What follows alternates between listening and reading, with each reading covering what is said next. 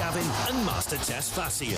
And a squad of big-name contributors. The S Word from talkSPORT. Hello and welcome to the S Word, brought to you by talkSPORT and talkSPORT's S Word YouTube channel with myself, Flex, and Mr. Master Tess Fassian. Mr. Master Tess Fassian, who is not beside me as we speak right now. He is all the way out there in the States. Yeah, there he is. I can see you shining, bro. You're out there in the States. You didn't fancy joining me here. You leave me here. I'll hold down the fort while you get into the action. It's okay, Flex. Listen, Flex. I still came prepared. I'm wearing the Chua Mini, jersey. So, I knew you was on the show, so I came here for a fight. I like it, bro. I like it. We're going to have a lot of fun, a lot of fun. With another huge day of fantastic football, which might have included one of the biggest World Cup shocks you will ever see. Is it the biggest one in history? We're going to find out. African football expert Ali Howarth, he'll be joining us as well to break down an unbelievable 24 hours of action. We'll discuss the tournament debutants Cape Verde as well and their stunning game over reigning European champions Spain. We'll review Egypt's gritty draw against Belgium as well and look ahead to Senegal's massive opening fixture tonight. And speaking of that Group I blockbuster, former L'Equipe editor and French football expert Erik Bielderman will be joining us and dropping by to preview France's chances against Senegal and tell us if Les Bleus are ready to avoid a repeat of what happened in that infamous 2002 game between the two nations. Then amidst all the fierce tactical battles and tournament drama, we have the brilliant reminder of what the World Cup is all about. It's about the fans. And we'll be speaking to viral Scottish sensation John MacLean about his incredible act of kindness after gifting his spare ticket to a 16-year-old fan who had been scammed of a ticket ahead of the Tartan Army's opener. What a story that is. I can't wait to get into that. And also on the show, things are guaranteed to get heated as myself and Master go head-to-head in a massive debate because he's gassed. He's getting carried away because he's seen his team score a few goals with home advantage. Yeah, with home advantage, and he thinks staying home, Flex. Hey, it's staying home. This is not the debate. This is the opener. This is not your time right now. I'm just setting the scene. I came with the Chua Mini energy, bro. I'm ready to bust some heads today. We'll be asking who's going to go further in this World Cup. Is it going to be USA? Obviously not. Or is it going to be England? And finally, we'll be heading across the Atlantic as well to get the ultimate inside track on the shock of the tournament with the Athletics' Felipe Cardenas. He's been embedded inside the Spanish training camp all week and was in the stadium last night, and we'll be talking about what went wrong for Spain, that and of course so much more. You're watching the S Word here, sponsored by Kalshi.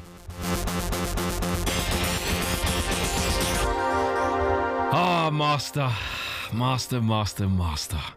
First of all, good to see you, man. Do you know what? It is good to see you. It's finally, it's good to kind of have a show together where I feel like I'm always dropping in, quickly going at you. You go at me, then you go at me in the comments after that. Then I go back at you in the comments again, and then we do it all again on another guest appearance. It's nice that we can prolong this into a whole 2-hour show. I hope the viewers aren't mad. Hey, man, I'm excited for this one. Big fan of yours, obviously. I think you're an amazing person. It's unfortunate, that you are a United fan and that you do support. Hey, no club talk, mate. It's World Cup. It's World Cup. I was getting to that. I was doing a whole macro analysis of your fanhood, But you at least you're the sensible English fan, So I do respect that.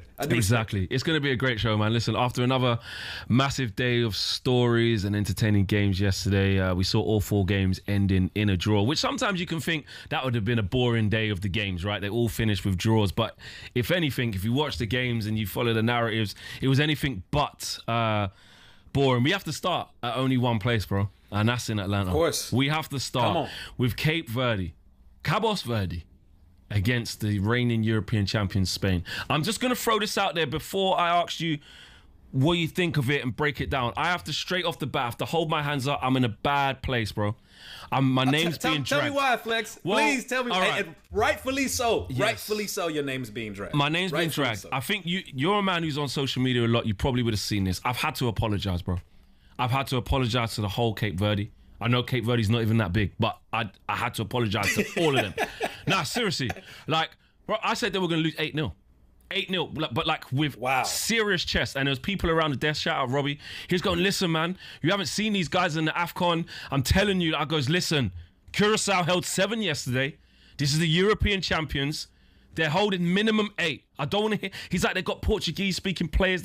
I said they can speak what they want. 8. Bro, 0-0. You know, it's halftime. They couldn't even get a goal on them. They couldn't even get a goal on Cape Verde, bro. So I apologize.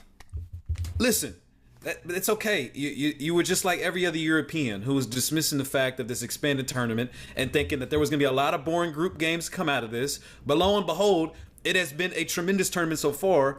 In Cape Verde, I'm glad Robbie mentioned that, because if you did watch Cape Verde during World Cup qualifiers, you would have known. I could have saved you, bro. You would have known, man.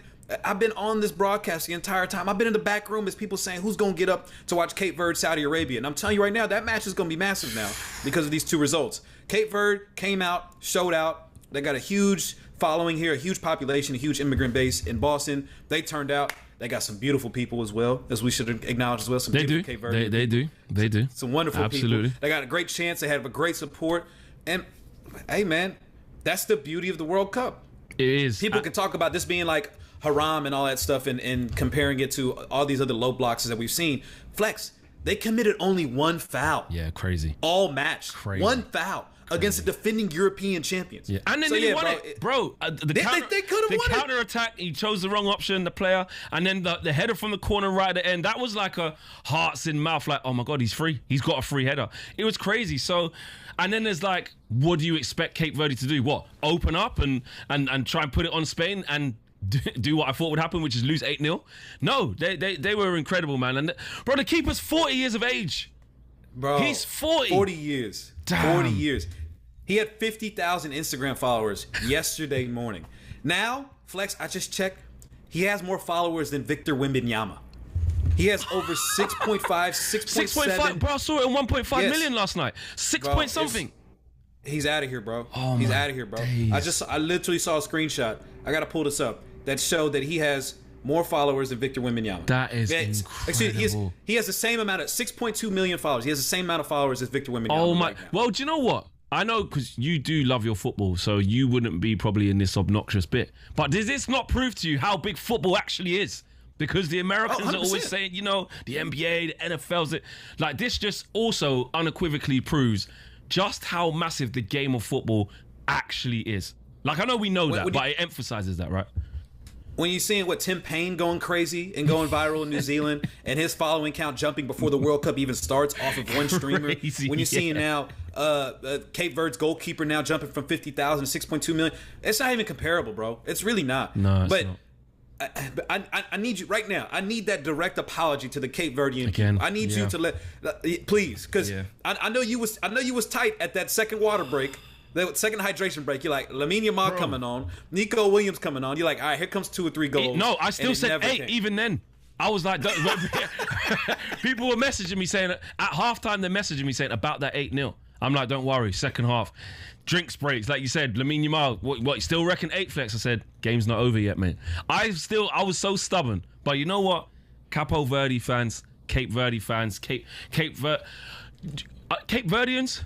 Is that what? Cape Verdeans. Cape Verdeans, right? I want to make sure I get it right. I don't want to have any more disrespect to this nation. I want to get everything correct, right? Cape Verdeans, I apologize. I was not familiar with your game. I apologize to other smaller nations that I have written off. I apologize to the millions and millions of fans who I'm basically telling you don't have any hope because your nations don't have a chance. I was wrong. But you know who else was wrong? Do you know who else was wrong, Master? Is all the people that predicted Spain to win. All the people that said Spain would win maybe 3-0. Nobody, I didn't see one person say, tell you what, mate, it's going to be a tight game this. I'm going to go 0-0. Nobody said that. So everyone was wrong. Not just me. But my disrespect. Come on. No, but my disrespect was. Bring it back to yourself. Well, okay. But my. Because I will say, on this air, me and Mike LaHood have been on this air, and I have been behind the scenes. Again, I'll be honest. Yeah. I didn't think they were going to beat Spain. I didn't think it was going to be a draw. I thought they were going to lose. Yes. But I did warn people. Yes. All throughout talkSPORT, internally, and I warned them on the show. Do not sleep on Cape Verde. Yeah. This is a side that is very structurally organized, great form. They can catch you on the counter. If they had a little bit more quality, as you mentioned, they could have walked away with 3 points here. But this is a side that could sneak in as a third place team. In fact, I think I do have them as one of the third place sides in my bracket. So imagine that. Imagine they get out of the groups, bro. Damn. So I apologize. I do. But hey, man, Africa. Listen, it was the first 2 matches. It was Africa versus Europe, and hey, man, Flex. What's up with your Don't Europeans, worry, bro? no. That European I'll exceptionalism, conversation, and dialogue. Everyone putting their nose up, talking about what are all these small nations doing in this tournament? And now look what's going on with Europe right now, bro. Talk to me. All right, listen. We're gonna get to Spain in 2 seconds, right? But hear me out here, right? First of all, bro, what the European teams have worked out, obviously Germany are a bit different. We've worked out that the jeopardy isn't there. You could finish. You could lose a bunch of games and win one, and you're through. Yeah, this World Cup's different, so it's very hot. We don't need to overexert ourselves too much at the start. That's what we've learned. Also, I was there with Spain was in the dome, bro. Spain was inside. They had AC. They had AC. They was in the Mercedes-Benz. I've been there. Oh, they had it's so cool inside there. It's nice and cool. 77 degrees. They tried to have a sangria break, bro. They didn't even need a sangria break, bro. They didn't even need that. Do you know, on Spain, like, because again, the new format, it's like, okay, they got a point on the board. A lot of people were saying, you know, it's fine. You know, they didn't lose. It's very embarrassing, and the bigger story is like, oh my God, wow for Cape Verde, and not, oh my God, is Spain going to qualify? But what do you think this does mean for Spain? Because they were looking very frustrated. You know, De La Fuente was on the sideline. He's turning around, going to his bench, like what the heck is this? He's mentioned so many times that this is the best team in the tournament going into it. And listen, they missed some sitters. Cape Verde got to ride their luck. You know, they hit the crossbar. There was some sitters that they missed as well. Where do you think Spain are at with that? Is this going to just awaken the beast and get sort of Nico Williams back in there, get Lamine Yamal back in there, and then it's business as usual? They better hope. That's the case. Because listen, the finishing quality, the product that they have outside of Lamine Yamal and Nico Williams is not World Cup winning quality. Oyarzabal, of course, he's had a great season at Real Sociedad. He was someone that a lot of people picked to potentially win the Golden Boot. He was invisible in that match. I think in the first 30 minutes, he didn't touch the ball. He didn't have a touch in the match. Mm-hmm. So, the finishing quality from this Spanish side has to be concerning, because we've talked a lot about depth being a huge aspect of this expanded World Cup. And if that's the depth you have behind Lamine Yamal and Nico Williams, who are coming back from injury, that is a bit concerning. And Flex, it gets even more concerning when you have Rodri coming out and being an absolute sore loser after the fact and complaining about how negative Cape Verde played. Yeah, again, that's poor. Cape Verde only committed one foul in the whole match. Yeah, this wasn't like this was some sort of dark arts and they were playing some haram ball. Yes, they were very defensive, but how else are you supposed to play 100%.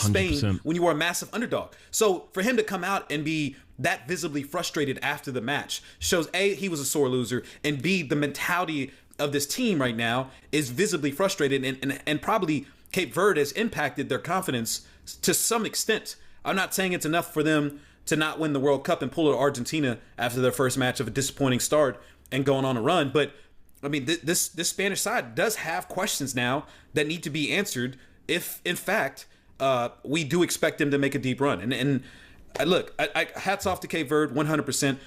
One other thing to note. The hydration break, as many people have complained about the hydration break, we have seen it have a massive impact in these games and momentum, and a lot of it has to come down to coaching. So there's an element of Luis de la Fuente, which people have to look at right now and question his ability, because you had 2 hydration breaks to make adjustments, to make tactical changes, to make substitutions, and you still were not able to break down and score against Spain. I think that was a huge concern as well. Yeah, I think it was just one of those games where, you know, it just wouldn't go in as well. Like, sometimes that just happens, right? I do think it was one of those. I think Spain will be fine. I think Spain will get back to doing what they do. But 100%, questions need to be asked after that first game. But they're questions that I think Spain will answer in their next group game. Right, we've got some more games to talk about. Where do you want to take it? I mean, we talked about Belgium and Egypt a little bit. Let's do it. Man, this Belgium side, every single time you want to put hope in them and think, oh, they got an easy draw, they should run away with this group. What a disappointing performance, man. Yeah, it was. And hats off to Egypt, man. They took it to them. They brought it to them. They were not scared. They were fearless the entire time. On Mo Salah's birthday, they gave it their best. Probably could have walked away with 3 points, if we're being quite honest, if it wasn't for the own goal and Lukaku coming in and making that run that led to the own goal. But, man, I'm telling you right now, man, like, I'm bundling in Belgium. I'm bundling in Netherlands. Outside of Germany, dominating Curacao, which unfortunately I think Curacao is the worst team in this World Cup. I need to see more from Europe, man. I need to see more from Europe. I know it's the first match. You want to talk all about this. The expanded format allows more teams to come in, but if you're not getting results, you're not getting points, you're gonna mess around and be Germany in 2022 and miss out on the knockout stage. So that's my concern right now for Europe. Is I'm not seeing enough from them, and it feels like they're coming in a bit lackadaisical than I anticipated. Yeah, it is early days. I mean, if you look at the Belgian side, you do expect more from it. We know that that golden generation is cooked. That golden generation is gone. This is a new look side with a couple holding on. You know, Lukaku couldn't even start the game. De Bruyne, he's had a lot of injuries this year. So what level is he at? And he did okay. But you know, you're looking at Tillemans and Onana, that's an Aston Villa pairing right there. They know each other very well. You're expecting 100%. Them to be dominate and running a lot of games. Doku, we know the type of season he's had. He's improved his end product. He's been fantastic. And your boy Leandro Trossard is a Premier League winner coming off the back of a good season as well. So you would expect, I think it's fair to say 100%, you would expect a lot more from that Belgian side. I mean, the Egyptians, though, they did work tirelessly. Hard workers. They were working with intensity.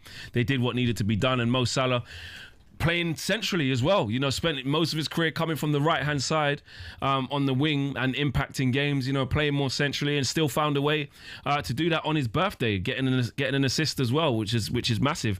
And it was actually written on the stars because on his 34th birthday, he provided that assist. He's become the first African player recorded in World Cup history since 1966 to register a goal involvement on his birthday. So that's another thing Amazing. Mo Salah's put on his mantelpiece of like records that he's broken. And yeah, it might not be the same Mo Salah. And listen, the Egyptian team versus that Liverpool team he's been in for so many years up until just leaving is a completely different kettle of fish. We know they had a rough time. What was it, in Russia? I want to say 2018. So they've had a rough time as an international group. Same in Qatar, but. It's a great point, and I think again with the format that you're looking at, if you get a point on the board in one of the games that was maybe one of your tougher games first off, now the other nations are going, wow, we've got a point on the board. Can you even go through a free draw? But Iran got a point on the board. New Zealand got a point on the board. Like you go to Uruguay and Saudi Arabia, they got a point on the board. Yeah. So because historically 4 draws, we saw 4 draws. That's yesterday. Crazy. That's only happened.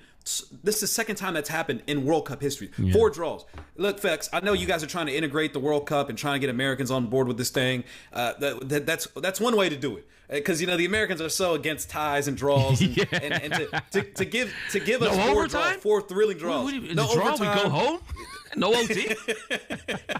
to give us 4 draws, but 4 thrilling draws. Okay, you guys are making your mark. All right, we get it. We get it. You guys are making your mark on this tournament. One last thing I want to point out real quick. Yeah. On the Spain thing, because I was trying to pull up the stat, but I didn't want to be factually inaccurate. Yeah.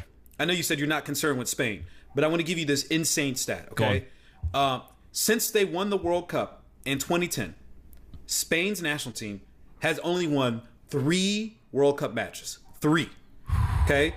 Australia in 2014. Iran in 2018, Costa Rica in 2022. For the rest of the records, 6 draws and 3 losses. So I'm just throwing that out there. You want them to do bad, innit? The European champions. Because you're just like, forget Europe. They're not coming out here.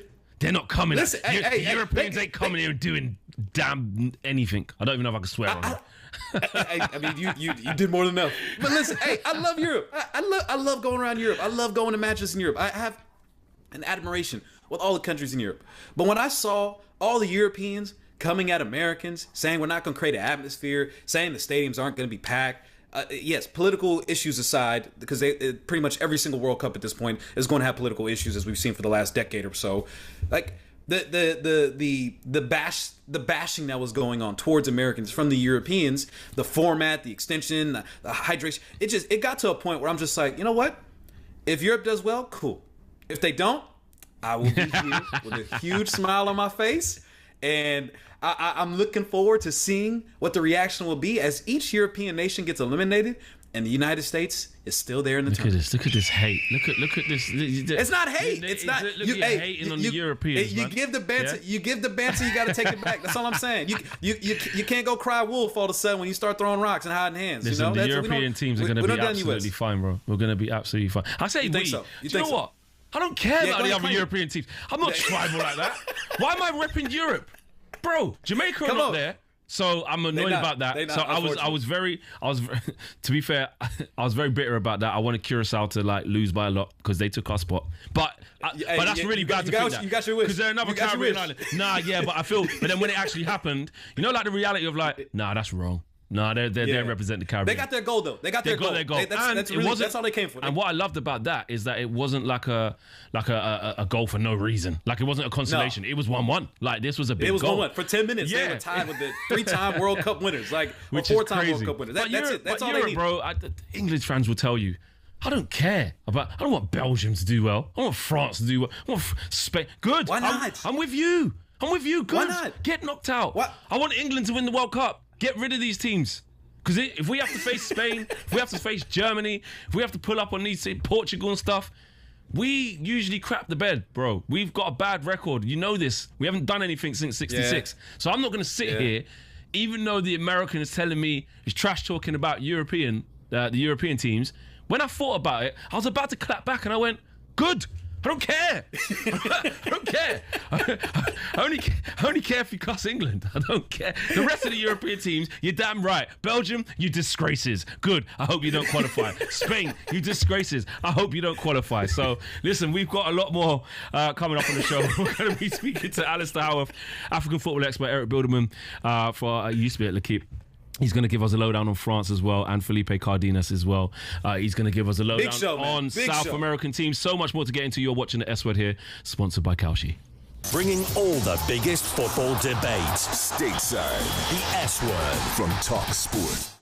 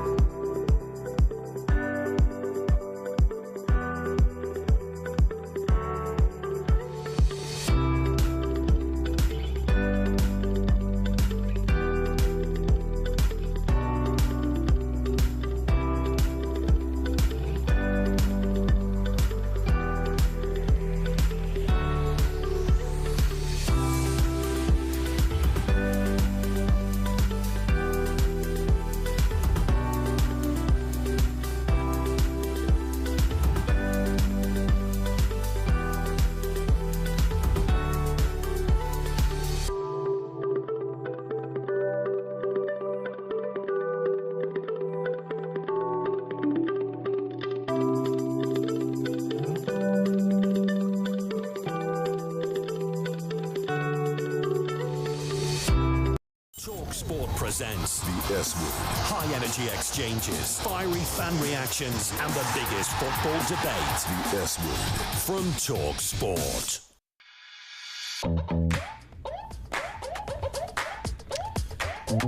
Welcome back, guys. This is the S Word here on talkSPORT with myself, Flex, and live from New York. Why you sound so tired, bro? Well, what the energy at, man? Well, do you know what? Do you know what? I was because I've received news from the England camp. Yeah, you've been speaking about the Europeans. There's been an injury. Now you're down. Yeah, Okay. so, you know, live from New York, we've got Master Test Fashion, of course, yeah?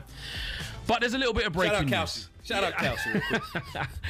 Basically, about Kelsey. the news is that Tino Livramento is about to fly home from the World Cup. He's picked up a calf injury and is out for the incoming World Cup matches. So the FA are set to confirm the extent of that later on. Trevor Chalobah is among the options to replace the Newcastle defender. And do you know what, Master? We got a lot to talk about really, really quickly, but it was like I told you so. I was really annoyed about that, but there's a lot more coming up about that at the top of the next hour because it has annoyed me. It has annoyed me. Right, we No Harry Maguire? Well, he's on Netflix right now. I don't even know if he's chilling. He's on Netflix. He's openly angry. He's already in about America, not there. He's in New York right now. But it's not going to be Harry Maguire. It should be, but it probably won't be. I think it's going to be Chalobah, which is an even bigger disgrace. But more about that at the top of the next hour. That's why there's no energy, bro. All right, we mentioned it at the top of the show. I can sense it, bro. We started off so well. Commercial break came, and all of a sudden, I know. You had your head down. Chin up, man. Chin up, chest out. Come on. Chin up, chest out. Do you know what it is? I just need England to play. I can't wait for tomorrow. I just need us to play. That's what it is. I feel like I just need us to dominate and get a good win and stop all this nonsense. That's what needs to happen, and it will. That's how I felt before the USA match, before the World Cup tournament. That's how I felt too. They delivered for me, for your sake, Flex, because you the homie. I hope it happens for you too. It will. We'll be fine. We'll be fine. Take a page out of America's playbook. Yeah. America! Oh, God, listen to me. Is this what happens here? Is this what it's like? Oh yeah. You should ask Will. Will didn't give you a heads up. I need it. Where's ours? Where's our sound bites? Have we got that, Gabe? Produce? What do you mean no? He's saying no. We haven't got anyone. It's only for It's you. an American show, baby. It's ridiculous. America! Right, we've spoken about it at the top of the show. What an incredible performance by Cape Verde last night. They held the European champions Spain to a 0-0 draw. We're delighted to say joining us now is African football expert Ali Howarth. He's joining us to talk more about this. Ali, how are you, man? Yeah, doing well, guys. Just at the train station in Philadelphia, getting ready to head up to the Senegal game. So I'm buzzing. I'm excited for more World Cup football. I'll be there too, man. I'm looking forward to it. Look at this. Meeting up. It's gonna be a good one. Meeting up. Can I have a corn dog or a chili dog or something, you guys, you know? But we don't need to do all that, man. I'm just saying. Corn dogs? Yeah. We leave that at Coney Island. We good. Oh, right. Okay. Alistair, it's been absolutely incredible what happened yesterday. I've got egg on my face. I thought Cape Verde would lose 8-0. They obviously did not. But what do you make of what happened? How do you even break down what we saw? How good were Cape Verde to really nullify Spain and come out there with a massive point? Well, I mean, can I tell you something? I wasn't surprised by the performance. Like, I was a little surprised by the result. A lot of us coming into this game thought that Cape Verde would lose, but we thought it would be narrow. But this is what Cape Verde do. Look, this is a country that is an incredible identity in terms of who they are, how they play football. This team has been together for 5-6 years, and they've performed at the highest level every time they're asked to. They've qualified for, this is their 5th major tournament in all time. Their first was the 2013 AFCON. In that time, they've only lost 1 group stage match out of 13. So this is a team that every time they step up, every time they make the jump to a new competition, to a new era, they always perform. And so for me, yes, it was incredible. It was fantastic. And you saw the scenes there. I don't know if you guys have seen the scenes back in Praia and Santiago Island. Amazing and incredible. But it's not a huge surprise. It's not a big surprise, the performance, because this is what Cape Verde do. I agree, Ali. And if people just took the time to watch African World Cup qualifiers, they would see that defensively how they performed in Africa. Of course, you always wonder if it's going to translate against someone like Spain, but the identity is there, the belief is there, and the continuity is absolutely there. Now, the question remains, how far can Cape Verde go? Getting a point against Spain, can we potentially see this team in the knockouts? Yeah, 100%. Look, I watched the Uruguay-Saudi Arabia game, and while they both, it was a fun game, it was a chaotic game, both of them, have a lot of weaknesses, have a lot of flaws. And I think Cape Verde coming into this tournament, look, the expectations for them was to try and get out of this group. You know, they came with those expectations. Bobisa, the head coach, kind of spoke about that. Like, we're not here to just have a good time. Yes, we'll have a good time, but we expect to get out of this group. And I think they'll be targeting that. Look, they've set the bar very high, and these are going to be very different games. But again, what I would say about Cape Verde is they are not a team that only wants to defend. And we saw that in moments in that first half. They want to play good football. They want to pass it around. They want to control possession. A lot of the players in this team grew up in Holland, and a lot of the players grew up watching Brazilian football. That's their real inspiration. And so I think that's where we might see a different side of Cape Verde, and one that we saw at the 2023 AFCON, for instance, where they outclassed Ghana, where they outclassed Egypt. So I think they're very quietly confident in what they can do at this tournament. Ali, I'm enjoying this. I mean, do you know what? As somebody who's been monumentally humbled, I'm now basically soaking up all of this knowledge like a sponge to learn more about this, because I feel like I've completely missed the boat here, Master. I've completely missed the boat here, Ali. And I needed this. Ali, he said 8-0. He said 8-0. I said 8-0, man. That was He's not alone. I saw Gabby Bonglehorst said the same. Thiago Alcantara on Fox's coverage said 6-0. Thiago, bro. But I think for me, what I would say is, an invitation to you, invitation to Thiago, invitation to Gabby. Guys, like, learn about these countries, because I think a lot of people thought, okay, Haiti, Curacao, Cape Verde, they're in the same boat. These are entirely different countries, entirely different stages of their development. Look, Cape Verde have one of the best run federations, in Africa. They've only got 7 full-time employees in the whole federation. That's crazy.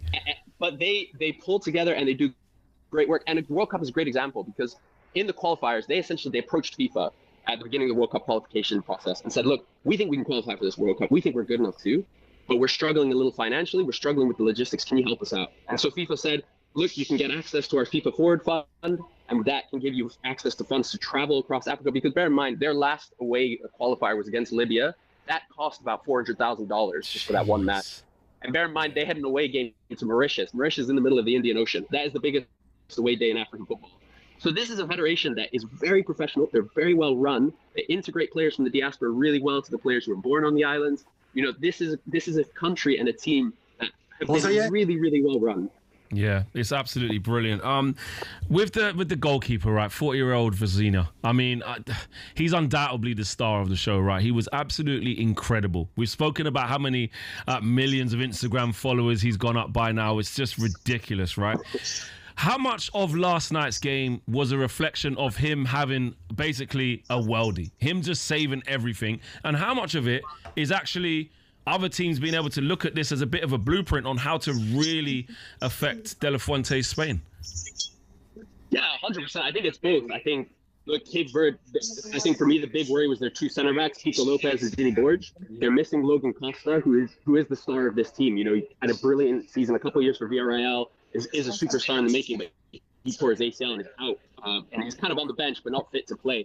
And Pico and Dini are amazing in the box. They're big, strong center backs. And so when you're asking, Spain, where you're playing Spain, you're saying, come try and break us down. We're happy to sit in our box. And then, of course, Vizinha, it's just an incredible story. Bear in mind, this guy only turned professional as a 25-year-old when he left Cape Verde to go to Angola to become professional before then making the move to Europe. And he only made it, so he's only been a professional. I say only, for 15 years. I mean, when Lamine Yamal was born, he was still playing for Batuk MC on São Vicente Island as a semi-professional in Cape Verde. It's an incredible story. Yeah, it really is. I don't know if that's the train announcer saying that your train has hit the platform or telling you to get back behind the yellow line, or I don't know which one it is, or mind the gap.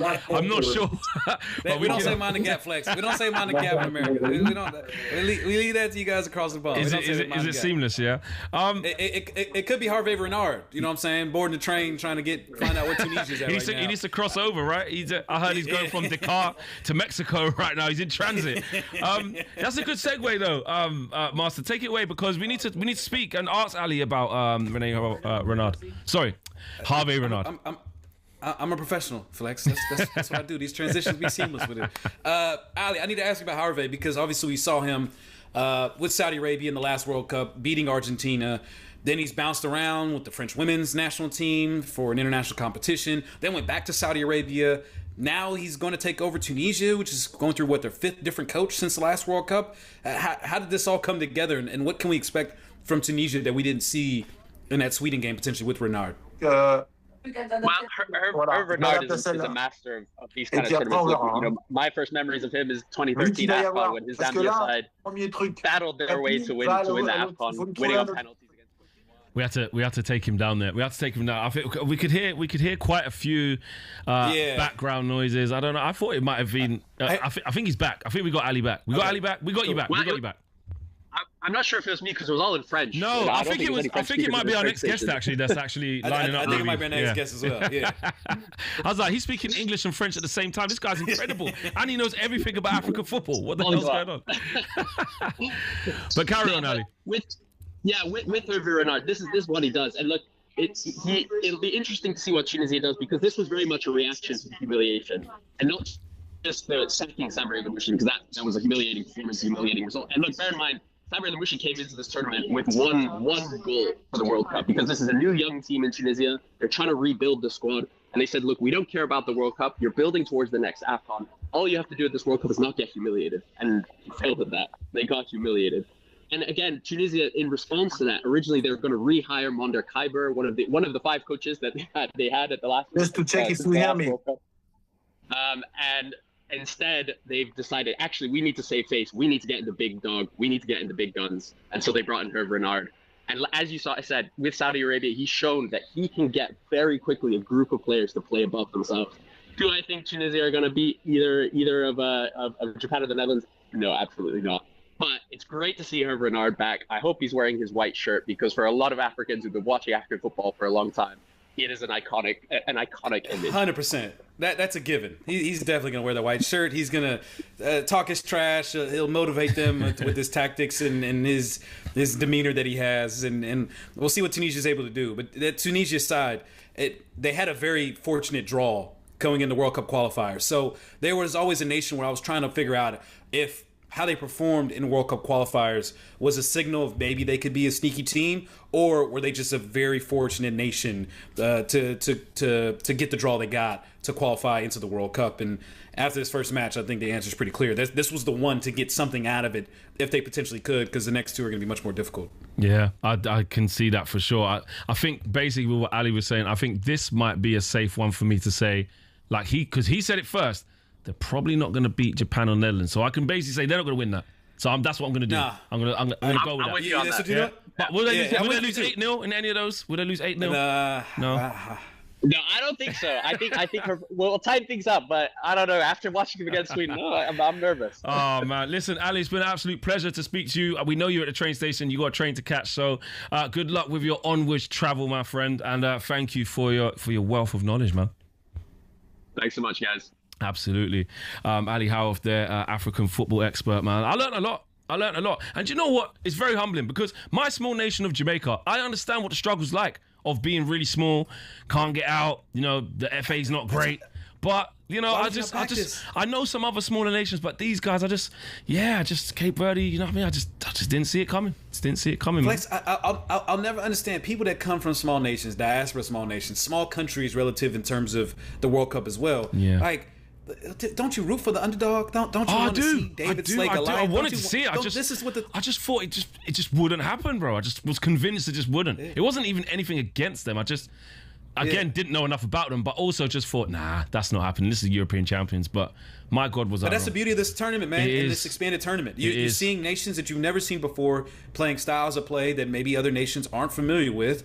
And on a given day in 90 minutes, man, football's the ultimate equalizer. You could be a nation of 20, 30 million, 300 million people facing off against a nation of 500,000 people.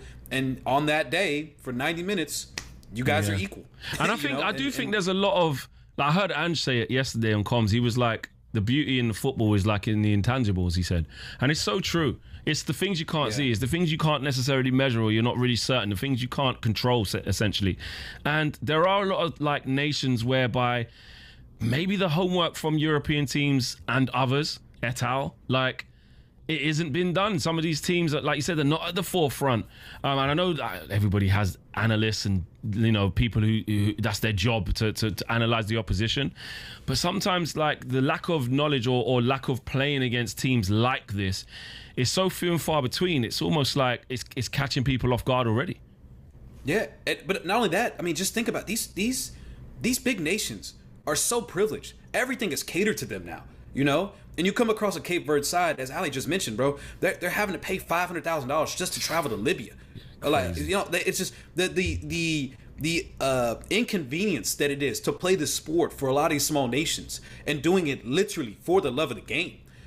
Where, you know, you have other nations, and again, I'm not trying to single out England here because the U.S. also has a lot of privileged amenities as well. But, you know, England having the cooling, cooling fans and all these different things, and again, everything is built around them for their convenience. And when you're brought into a match where you are placed in a very inconvenient and frustrating position, who do you think is going to handle that situation better? These small nations will, because that's what they're accustomed to. That's their realm. That is their battlefield. That is where they feel most comfortable at. Yeah. So when you're talking about the journeys that they have to go through, the Haitis, the Curaçaos, the Cape Verdes, all of these nations, Scotland even as well, in terms of what they've had to go through to get to this point. They are World Cup winners, yeah.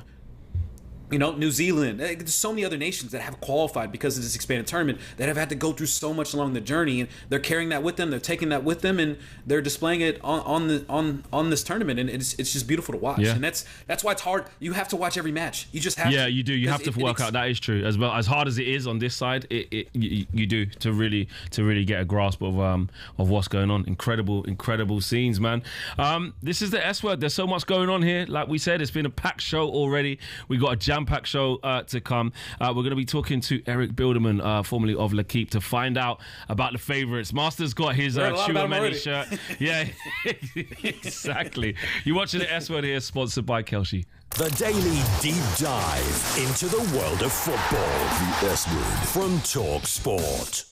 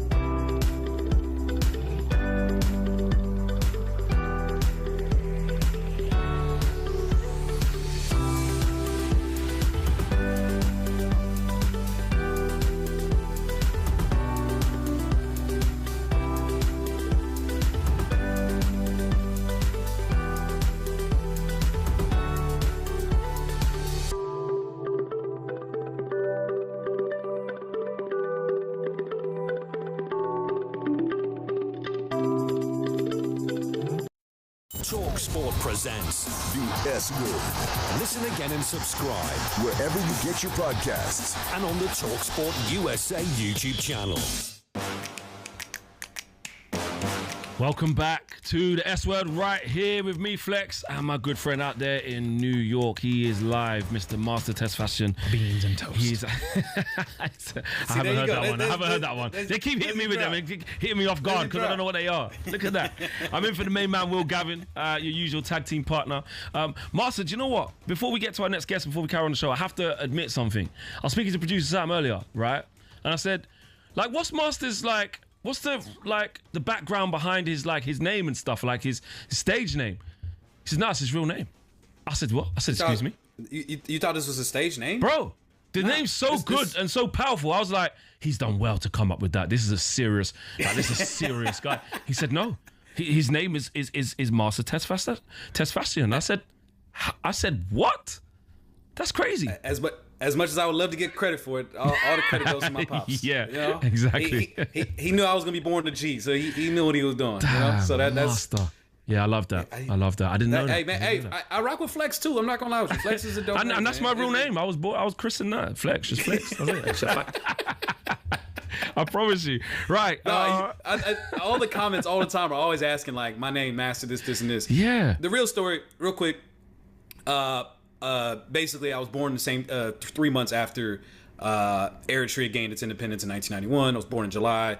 Gained our independence in May. We're called Natsunet babies. My dad wanted to give a very powerful name, and also he has a very hard name to say, Hapte, in here in America, and so he was always frustrated when people couldn't say his name right. So he's like, man, forget this. I'm gonna give my son a very powerful name, so he ain't gotta be no slave, and people can respect him.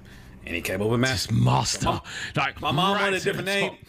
Yeah, my mom wanted a different name, and then she don't win too many fights, but thankfully, I'm glad my dad won that one. I love that, man. I love that. Okay, right now it's time for the team that a lot of people are considering favourites for this year's World Cup. Of course, it's France. They play their opening game against Senegal tonight, and I'm delighted to say joining us now is former editor of L'Equipe and dear friend of the show, Mr. Erik Bielderman. Erik, thank you for joining us. How are you, my friend?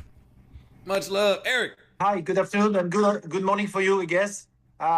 Excited for tonight, for sure. It's the first game, but it's a meaningful game because we have maybe the toughest group with Norway also as a contender for the first seat.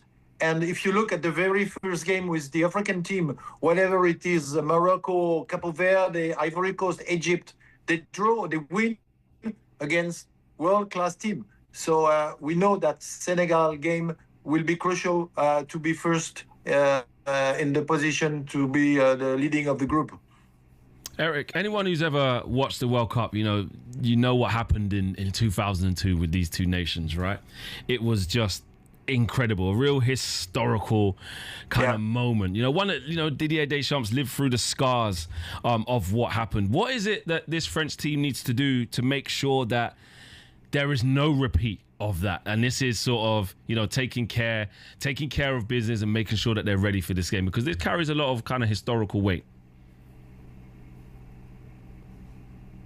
First point was 2002 was what was happening around Zidane injury, what was happening about the dressing room, who have had 2000 win European, 1998 World Cup champion. So I think the group was too much confident, and also with a lack of professionalism and the behavior that you do have to be when you play a team like Senegal. You must respect your opponent.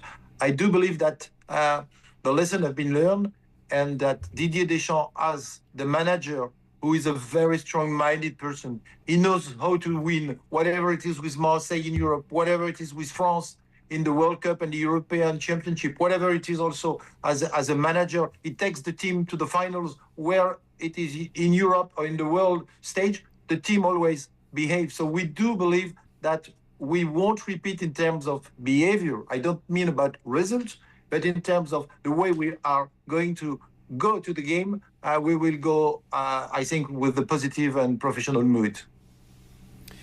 Eric, I'm curious to say that because I'm a little concerned with this France side for some of those reasons in which you mentioned. And Yeah. I think, watching that Northern Ireland match and seeing, whether there is a rift between Conte or not, who knows, all the speculation. We saw Mbappe coming out yesterday saying he needs to do better defensively, but you mentioned some of the potential lackadaisicalness of the 2002 team. And I'm looking at Kylian Mbappe right now, and I'm wondering if history repeats itself considering what we've seen from Kylian Mbappe so far. Yeah, the Kylian Mbappe is the cherry on the cake, but sometimes he can spoil the cake. He is such a huge personality, a huge football player, but also a very versatile and controversial personality, because he put the shadow on everyone. He doesn't defend on the field like the way we want the forwards to work for the team, but he knows after 2 years of negative football, even if he scored huge amounts of goal, he didn't achieve to win Spain or to win in Europe. He has to make himself for a revenge. And the only way for him to do that is to work with the team, for the team, and to wait the team to work with him, for him. Otherwise, of course, it will be the 2002 nightmare back, or the 2010, which was even a worse nightmare with the Nice strike, with the disaster of the French team. We know that we can have in our blood some dirty moments, but I think that the personality around the team, which have a really huge team spirit, and Didier Deschamps as a manager, should avoid us to have to deal with the Mbappe case for the moment. I'm very precise when I say for the moment. A World Cup is 8 games, is about 45 days. There is a lot to tell, and we shall meet in the future. I'm sure we shall have much more to tell. I think it's fascinating with Mbappe because, as you said there, Eric, everybody knows how good he is and what he possesses, but at times he can be divisive, at times he can be combative, at times he can be sort of larger than life, and you can't have that in such a humble squad. I mean, speaking of the rest of the squad, people like MacLean, he's just been absolutely incredible this season. Of course, Ousmane Dembele is in there as well. Does Deschamps possess the most fluid front three at this tournament with the players at his disposal? Yeah, Deschamps have not the most fluid top three forward. He has the top 4 most vital players, because you have Doué, Dembele, Mbappe, and there is so much that I even forgot the first name. Olise. Olise, yes, sorry. He's not that important, just the other guy, the other guy. He scored 3 goals in the last game, and you forget his name, because he's just a team player, and he's an absolutely brilliant team player. So when we have so much flowers up front to play up front, we are a bit worried. Why so? Because France with Didier Deschamps plays 4-3-3 system. They win by not conceding goal. They win with very aggressive and quality midfield. And then up front, they can have Giroud, who can be a world champion without scoring a goal in the 2018 World Cup. So we don't feel so confident to have. I think he may have just frozen. I think he's just frozen. He just got a little bit stuck there. We'll try and get Eric back as soon as we can. On Michael Olise, though, Master, it's incredible. I think we do actually have Eric back now, though, as well. Let's welcome Eric back into the show. Eric, we lost you there for a second. Yeah. Of course, over back to you. Yeah, it's just just to sum up the last word, we have a problem, I think, in the future. We have 4 players to play up front, and Didier Deschamps wins with a 4-3-3 system. So it means that one of the 3 players, whatever they do play with 4 up front, have to play in a wide position compared to the position he's used to be. It seems that the one to lose, I would say, the battle of the ideal position is Dembele. Dembele will not play as a real number 9, a striker, because Mbappe is the boss. But in the meantime, it's something where sometimes he doesn't play his best football. With France, he doesn't play the football that we do see with Paris Saint-Germain. And for that, shall we play on the long-term basis with 4 players and one not achieving or not happy, but most accurate word is playing where he doesn't like to play? Or shall we have to make a very strong decision in the following days or weeks to come back to the 4-3-3 system for the knockout phase and maybe to drop one of them? And when you know the name, when you know the quality of the players, when you know one is a Ballon d'Or, one is the boss of the world of football, I don't want to be Didier Deschamps to tell one of these guys, Olise, you're a jewel. Shall I say to you, I forget your name? Or shall I say to the other 3 players like Désiré Doué? Désiré Doué also is a kind of Olise. You don't know too much about him, but he's a jewel. He's a jewel. To me, and to most of the French public, if you make a poll, which one of the 4 players you might have to drop, if so, the answer will be Mbappe. Wow. For the French crowd, the answer will be Mbappe. I've seen this, yeah. I think he's right. I was at a watch party yesterday, and a bunch of French fans obviously making out here to New York already, and you could tell they shared the same sentiment. They said, "Hey, look, if Mbappe falls in line and he starts scoring a bunch of goals, we're fine. But he's kind of the wild card right now for this team, which is crazy to say, considering what he's done already so far and what he did in 2022 World Cup final as well. Like that performance still is one of the best performances we've ever seen in a final, but." The confidence within him right now, it doesn't feel like it's there amongst the French fans. Yeah. So then, if you just talk about pure football, you forget everything else. If you have to drop one player, it has to be Dembélé. It has to be the Ballon d'Or. Why so? Because Dembélé so far with France is not the same Dembélé than with Paris Saint-Germain, and then he is back from, I would say, middle quality, physical and technical and football situation in the last couple of months. So it's not the Dembélé that we do have the habits to see with Paris Saint-Germain before his injury. But because Eric, he's so humble though. You know, he's someone that can substitute it off in the 60th, 70th minute against Bayern Munich in the second leg. Doesn't put up a fit, doesn't put up a fuss. He's always going to do what is needed for the team. And I think his selfishness, unfortunately, works against him in the situation when you are facing up against an Mbappe and other figures that feel like they need the ball and need to score and need to have the moment. Yeah, it's sure that for Didier Deschamps, if you say to Dembélé, you will have to be on the bench and you will come and be maybe the man who will win the game after 50 or 60 or 65 minutes. He will not make headlines. He will not make big words. He will not do anything than to behave as a sportsman and as a team spirit player. If you do that with Mbappe, even for good reason, I'm sure you are in the mess. And the world of media will make everything like us for L'Équipe or for the French media. Of course, it will be a big story. It will be headline story. It will be Mbappe against Dembélé, Mbappe against Didier Deschamps. That's going to be the war. It's incredible. Erik, thank you so much for joining us.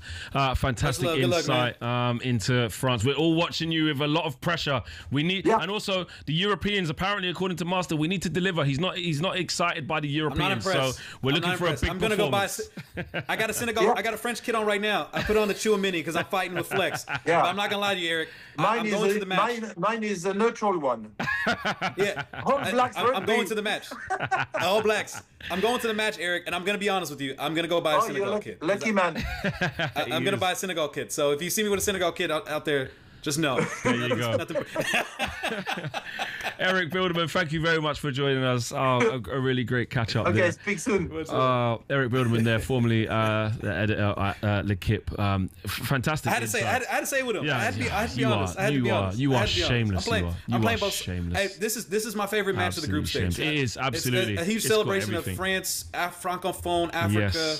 I can't wait. The vibes inside that stadium are gonna be unbelievable. Yeah, you are a very, very lucky man. Of course, it's at the MetLife as well, incredible venue as well, where the final is going to be stadium, too. But that's a Oh, story. is that to do with like the Jets and just a separate? No, it's a terrible. It's not a great stadium. I thought it was. I know it was good. Not the as European, good as SoFi, but yeah.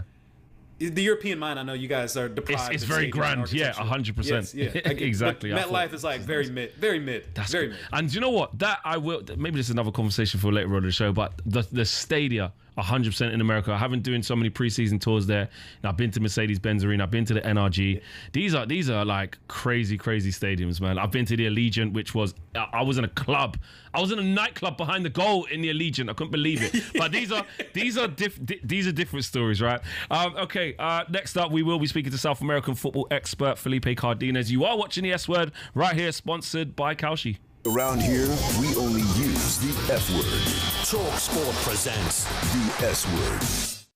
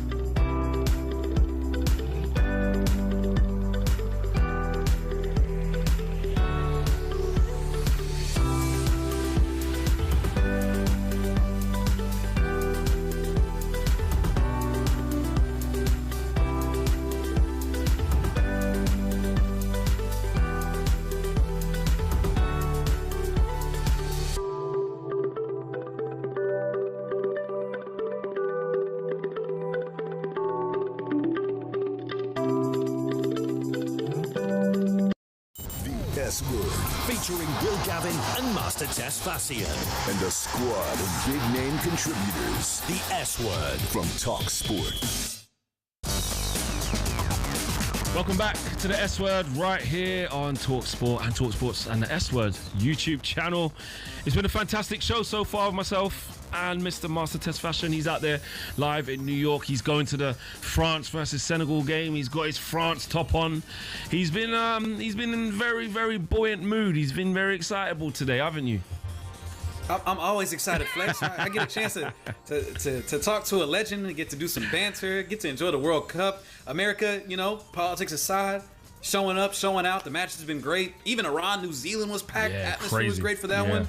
You know, like, so, man, all smiles on this side, bro. It's all smiles. It's small smiles. We've been getting along until now. Until now. Because it's only right that when I found out that I was co-hosting with you today, I had to bring this up. Because I heard you talking smoke. You've been doing it even in this show. But I heard you. And you went way too early with this hot take. That the USA are going to go further in this competition than England. And I took exception to that.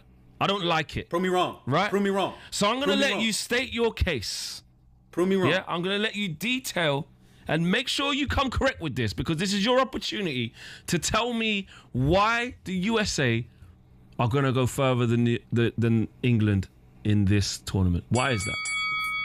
First off, okay, I've seen how you guys respond to the heat, to the conditions. You guys aren't built for this weather in North America. You just aren't. You got your little cool fans, your palm detectors, Thomas Tuchel calling every single person on the planet Earth trying to figure out what he can do with this humidity. We were built in this weather. We were built in these conditions. We can play in 100-degree heat. We can play in freezing temperatures. We can play in the snow, indoors, outdoors. It don't matter. Ball up top. That is the American way, okay? So the conditions, you guys aren't built for this, first and foremost. Second, we're the host nation. You saw that crowd. Everyone thought that Americans weren't going to show up and show out. You saw that atmosphere at USA Paraguay at SoFi Stadium. We was lit. I was at that match. It didn't matter if you were a casual or you were an A-list celebrity. Everyone was turned up, and they gave us a reason to be turned up. Why? Because they put up 4 goals on Paraguay. All you Europeans and everyone all around the world was up at 3, 4 in the morning for this epic hate watch, hoping to see America fail on the grandest of stage, and they gave you a performance of a lifetime that you did not expect or anticipate. And I'm here to tell you right now, not only are we going to win the group, not only are we going to win the group of 32, but we're going to make it through the quarterfinals here, because we are on a roll. Everyone in this country is behind this team. We got some great talent all across the board. Yeah, y'all ain't built. We got the momentum right now. Y'all over there, y'all too busy. See, that's the difference, man. Americans, yeah, they could be casual, lackadaisical, you know what I'm saying? But once they see, we know how to put on a spectacle. And once we see something we like, we get fully on board. Delusional, in fact. Well, English fans, yeah, y'all like to be a bit more tempered. You know what I'm saying? Y'all be like, oh, it's fair, isn't it? You know what I'm saying? Y'all be like, you know, it wasn't bad, to be honest. You know, y'all don't lose yourself. Y'all don't like to let yourself be fans. So then y'all go around complaining about Noni Madueke being on the team, or Harry Maguire not being on the team, or not having an Englishman on the team as coaching your side, or Phil. You guys are still bickering about the roster. This is what happens when you have a plethora of options. You don't have options, bro. You just got 26. Hey. There's only 26 guys. There's only 26 guys in the whole of America who play the sport. Yeah, so you don't get the chance to be like, what about this guy? What about that guy? You get what you get. Yeah? You get what you get. And your manager. Let's talk about your manager, bro. Coming into this tournament not long ago, you wanted him out. Just like the Arsenal fans wanted Arteta out before, just like you drove Arsene Wenger out, you wanted Poch out. You were like, who's this clown? And now all of a sudden, he's the best in sliced bread. You know what this guy's all about. He's the nearly man. He did it with Spurs. Okay, he did well at Southampton, I'll give him that. But he's a nearly man, okay? So stop acting like you have an elite coach, because you don't. And actually, this is now the England department. Speaking of coaches, we have finished our Vibes FC. Sir Gareth Southgate with the waistcoat. We finished that now. We came close. We were nearly men. So I know what it's like to be a nearly man. But now we got Thomas T. Tommy Tooks, a real proper elite coach. And guess what? I'm glad this is in the States, because you know what you've done to the beautiful game of football? You've broken it down into quarters. You've made it like basketball, bro. And guess what? Those are small bite-sized moments for our elite technician of a manager to get into this team. That is what it's going to do, to tailor make things, to change things, to analyze things. So you've made this game, this beautiful game, even easier for us than that we created. So that's fine. Another reason why we're going to win it as well is because we got some genuine world-class players in there. And another reason why we're going to go further than you is because we got genuine world-class players in there. We got the best striker on the planet. Yeah? Not your guy. Yeah, not your guy. Yeah, he scored a couple goals. The guy that missed that. The guy that missed the penalty in the last World Cup that you guys lost to France. Is that? Hold on. That's the guy we talking about. Not your guy. Not Balogun. Okay, yeah, he's okay. Couldn't quite cut it over here, so he's gone now. That's fine. Hey, yeah, he wanted to come to USA, baby. He wanted to come to the USA. He had to go out as there. Everybody does. Okay, what did he do? Spend some time at Monaco as well, didn't he? You know, it's fine. But we got the best striker on the planet. That's what we possess. Reece James in this squad, one of the best right backs on the planet. Declan When is Rice. he healthy? He's healthy, bro. That's why he's out here. He's healthy. He's ready to go. He's ready to go. You know this. Declan Rice, your boy, star boy Saka. That's who we have. We got Elliot Anderson now. Kobe Mainoo's waiting to come through. What do you want? So when you're talking about, we're moaning about this and that players, because we have a wealth of options, bro. A wealth of options. And there's another thing I picked up on what you said. You said, you was all tuning in for the hate watch. No, we wasn't, bro. We woke up in the morning and thought, what was the score? We didn't even know. I didn't even know he was playing. I didn't even know he was playing. No, don't even. Don't even start that. I went on my phone and I was let me check the scores. You was definitely locked in. You was locked in. I wasn't. I was sleeping. You wanted to see how the US was because all the good games, everything that came out of this. Bro, all the good games ain't on at those times. Yeah, the better games. Yeah, that's what's happening. We was on in prime time in America because we don't need to cater our scheduling around Europeans and around the rest of the world. This is an American tournament. We want these games to be prime time in America. And if you want to watch the best performance of this group stage, you're going to have to get up at 3 or 4 in the morning to watch that. And look, you guys have options. I'm not going to lie with you. There's a lot of players on your team that I do like. And I do think that you guys will do well in the group stage. But you guys have always had options. Always have had options. And for someone that has always made fun of Arsenal being bottlers, England is the ultimate bottling nation in this World Cup. The fact that you guys have won the 1966 World Cup, which I'll give you credit for. Thank you. Thank you for giving us credit. Thank you. You probably don't remember it, but it's all good because you weren't alive. The black and white footage that came from it. But even the goal you scored in the final, it was a controversial goal. They gave it to you guys. They gifted it to you. In the VAR world, that goal wouldn't even count right now. We're technologically advancing the game right now, and England's trying to catch up. I wouldn't technologically advance in the game by breaking a perfectly good game that's in 2 halves and putting it into quarters. What is this? What's nothing wrong with the hybridation break. I'm all for it. I 3 minutes to drink some water. What is this? This is a chance. Y'all did it at Wembley. Y'all do it every weekend in the Premier League, in the Championship. This is a chance for you guys to try to sell us something. We're not having it. We don't want to buy. We don't want to pick up what you're putting down. Give us our game back. We want 2 halves. It's a 90-minute game plus stoppage time. None of this. Y'all have hydration breaks in the Premier League. What are you talking about? It'd be 60 degrees in a Premier League match. No, in air-conditioned stadiums we don't. Bro, it's not even hot enough in the UK to have a hydration break. Ridiculous. Y'all, it'd be 60 degrees with a nice cool breeze. Y'all over there sunburnt, needing a break because you guys are sweating your balls off. Honestly. What are you talking about, man? And actually, all of this stuff. Hold on, Master. Actually, on a real note, let's discuss your manager. Let's discuss him. What has changed? Because I remember not too long ago, even you, no, I'm not having him. Not having him. Get this clown out of our nation. Get him out. What's going on? Here's what I okay. The tone's changed. The tone has changed. Let me clarify on the record, okay?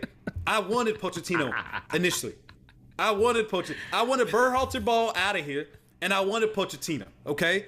But you have to understand, in the 3 plus years that we've had Pochettino, we haven't seen what we saw against Paraguay. Okay? There was bits and pieces of which we saw. We have not seen a performance of that first half under Pochettino. And I have actually admired how Thomas Tuchel has actually embraced the English identity. Wanted you guys to be more physical, being more tough, making the extra phone calls, being professional in those kind of manners. Where Pochettino's kind of come here and got in the bag, making $6-7 million a year or something like that for this job. And, hey, fair play to him for getting the bag. But I just wanted him to just embrace the American identity just a bit more, just a touch, just a touch. That's all I wanted. That's all I asked for. Because it just felt like he was so disconnected from the fan base, from our approach to things, and he was always talking from his own vantage point, from his own perspective. But hey, look, man. If it's gonna be 4-1 every match like this, bro, you can say the hell with America. You can do whatever you want to. You can bring all your Argentine homies out here. I really do not care, bro. I don't even own any Argentina jerseys, bro. I go buy a Pochettino Argentina kit somewhere from one of these classic football kits. So look at that, selling yourself so easily, please. Look at this. You guys were getting onto this guy about how he's ringing the players to tell them they're not in the squad. That's America and he told you guys, we want results. I don't give a damn what you guys are telling me. This is a lose-lose. I'll call the players and tell them they're not in the squad how I want to do it. Thomas Tuchel's doing the same thing, though. Yeah, he is. Because everyone's you wanted that whole good old. Because that's the thing. Very similar in terms of the U.S. and England. Hey, very similar. Where Berhalter was very much the good vibes, good feel. I want to talk to everyone, get their feelings, get their emotions, make sure they're good. We all kumbaya. And Southgate kind of had the same feels, where we both took similar approaches as nations and brought 2 guys outside of our country to come here and basically get us right for this World Cup. And I've seen all the English response. I know you've been cool with it on your end, but I'm saying from my vantage point and what I've seen from the English people, they are still complaining about this roster, and that's always my issue with England and English fans. Like, you guys always are hedging your emotions. You never let yourself just run wild and just allow yourselves to get behind the team. There are people that do that. Don't get me wrong, bro, we I've do seen that. We do that all a lot. across country. It's But coming home every year. yourself. We do it, bro. We're on but top of there's tables. some We've of y'all- got beers flying everywhere. We do. We're Some of quite y'all crazy. do, but I'm saying right now, and the way people are feeling right now, because Phil Foden didn't make the roster, because Cole Oh, Palmer no, didn't what make the happened? roster. No, I wouldn't Who's say this that. German guy? They called him a That double one. agent No, already that's as the it one. is. That's the one. The That's the double one, agent yeah. that they've called him. You know It's what a I'm German saying? coach. Yes, it's a It German is. coach. It's a German. But I think player that's the wise, thing. it hasn't been too bad. I'm not gonna lie. It actually hasn't. Like people like Cole Palmer So, and like Phil Foden. You gonna get behind Noni like, Madueke? You gonna get behind Noni Madueke? Yeah, I don't mind him. He's all right. And you know what? Speaking of him, I like this because we've managed to sneak a little bit of Noni Madueke into this show. I've managed to sneak a little bit of England into America as well. Let's do a little bit more of that. And speaking of Noni Madueke, he's been catching up with talkSPORT's Faye Carruthers about his teammate Bukayo Saka. You and I have spoken about your battle in inverted commas with Bukayo Saka. Yeah. He's just spoken very highly about you in the press conference. Yeah. What did he say? He said you were his brother.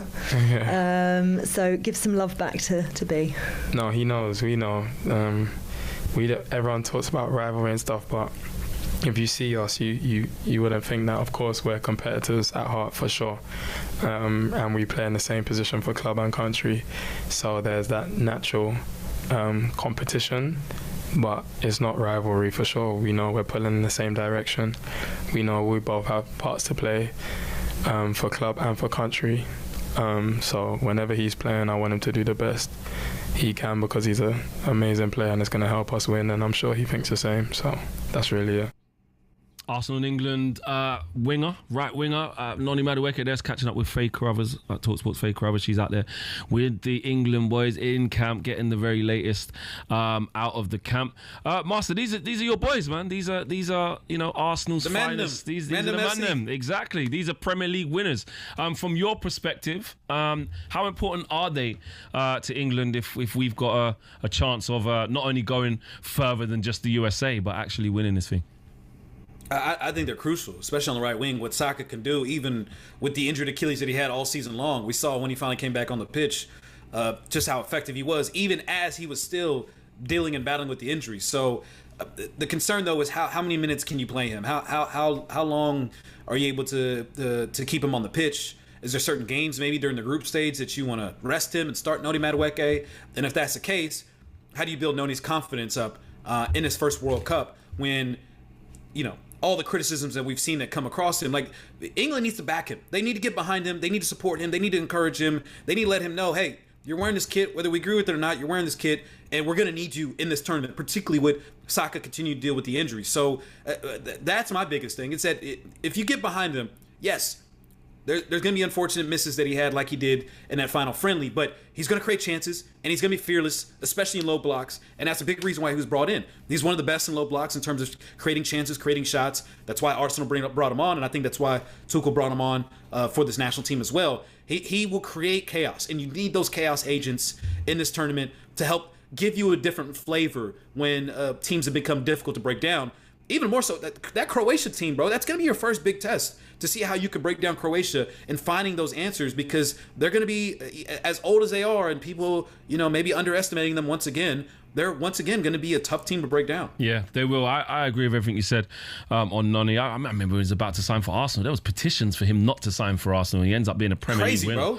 Bro. There's some things in his game. There's some, you look at the valuation and things like that. But I agree. And Thomas Tuchel likes him as well, and he's been really good through qualification too. So I think you're right. We just need to get behind him. The team is the team now, and the moaning has to stop. Right, next up, we have a very special guest, John and Jodie MacLean. They will be joining us, and they might just be the new leaders of the Tartan Army. You're watching the S Word here, sponsored by No Kelsey. Scotland, no party, baby. From kickoff to the full-time whistle, talkSPORT presents the S Word.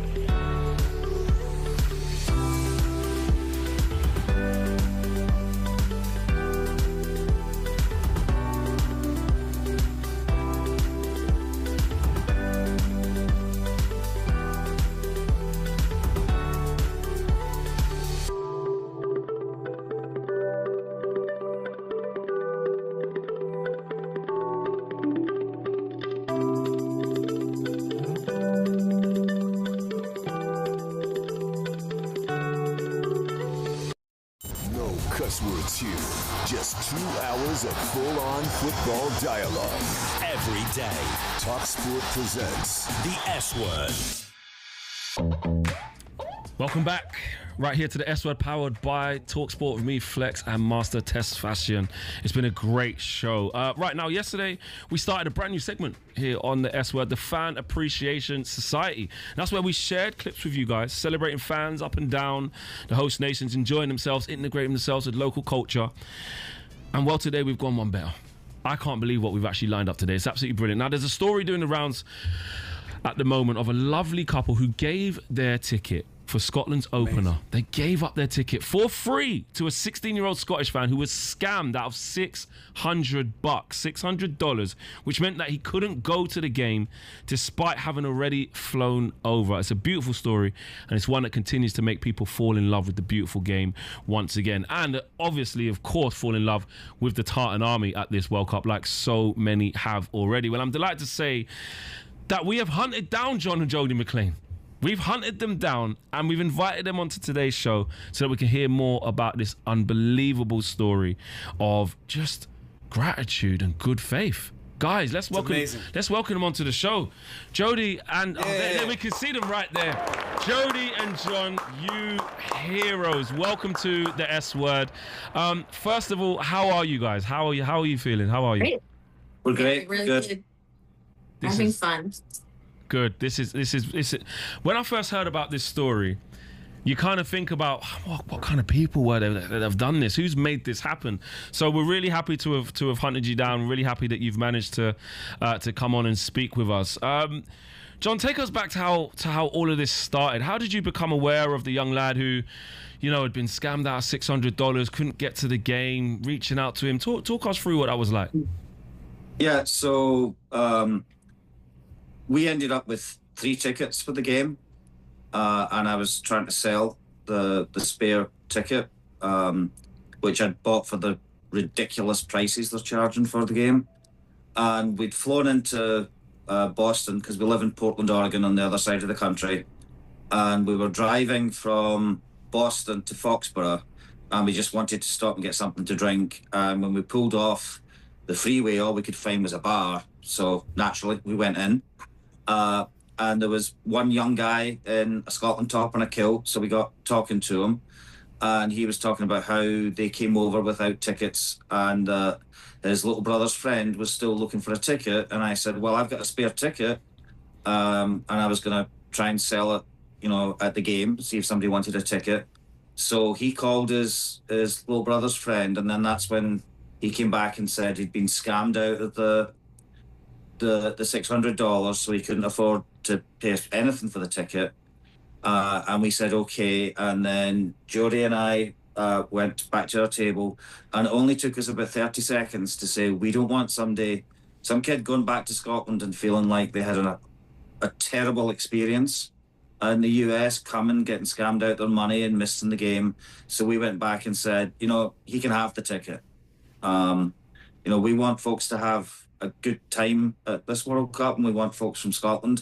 I've been here 27 years, and for all its current problems, it's a great country, and we wanted folks to go back and think that they've had a great time here.